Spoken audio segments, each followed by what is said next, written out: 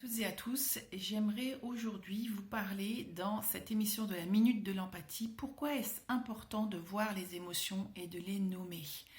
Quand on parle d'empathie, quand on s'intéresse un petit peu sur ce sujet, on se rend compte qu'effectivement, être empathique, c'est arriver à voir et à comprendre comment l'autre se sent.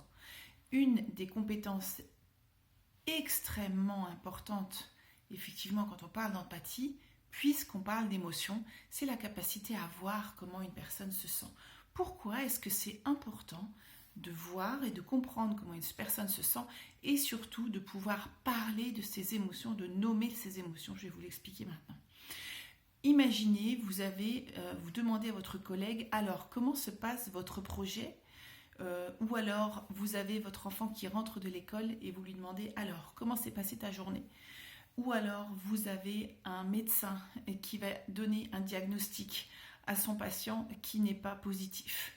Et à ce moment-là, en fait, dans toutes ces situations, imaginez la personne en face de vous vous répond, alors pour le projet par exemple, oui, tout va bien, et en même temps relève l'intérieur des sourcils vers le haut, vous voyez comme cela. Ou alors votre enfant dit oui, ça a été, et fait exactement cette même mimique. Ou pendant que le docteur annonce ce diagnostic à son patient, vous avez également cette mimique-là. Qu'est-ce que cela veut dire? Relever l'intérieur des sourcils vers le haut fait partie de l'émotion, la famille émotionnelle de la tristesse. Cela peut être différentes intensités de la tristesse. Cela peut être la déception, cela peut être la résignation, cela peut être la tristesse tout simplement. Arriver à reconnaître effectivement les émotions, ce qui est en train de se passer sur le visage de votre interlocuteur, va vous permettre de voir si ce que la personne ressent est congruent avec ce que la personne dit.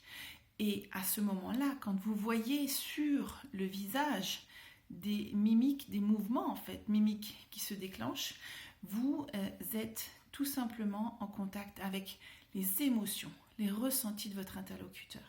Et à ce moment-là, il est important de pouvoir s'engager dans une conversation empathique pour montrer à votre interlocuteur que vous le voyez, que vous le comprenez avec tout ce que cette personne est en train de ressentir à ce moment-là. Le fait que vous disiez, que vous mentionniez, écoute, j'ai l'impression que tu as l'air déçu, j'ai l'impression que tu es triste, ou alors j'ai l'impression que tu es résigné, permet à votre interlocuteur de se sentir littéralement compris et de faire baisser une charge émotionnelle qui est très forte, probablement pour lui à l'intérieur. Donc quand on parle d'empathie, effectivement, apprenez à ouvrir vos sens pour pouvoir vous connecter à la personne que vous avez en face de vous et bien observer ce qui est en train de se passer chez elle. N'ayez pas peur de parler des émotions, de parler de ressentis, parce que c'est à ce moment-là que vous ouvrez littéralement un vrai pont, une vraie porte pour pouvoir entrer en communication avec votre interlocuteur. Et votre interlocuteur, vous le verrez, vous en remerciera parce qu'il va se sentir compris. Je vous retrouve dans une nouvelle vidéo pour parler d'empathie. Écrivez-moi dans les commentaires ce que cette petite impulsion vous permet de faire dans le quotidien. À bientôt.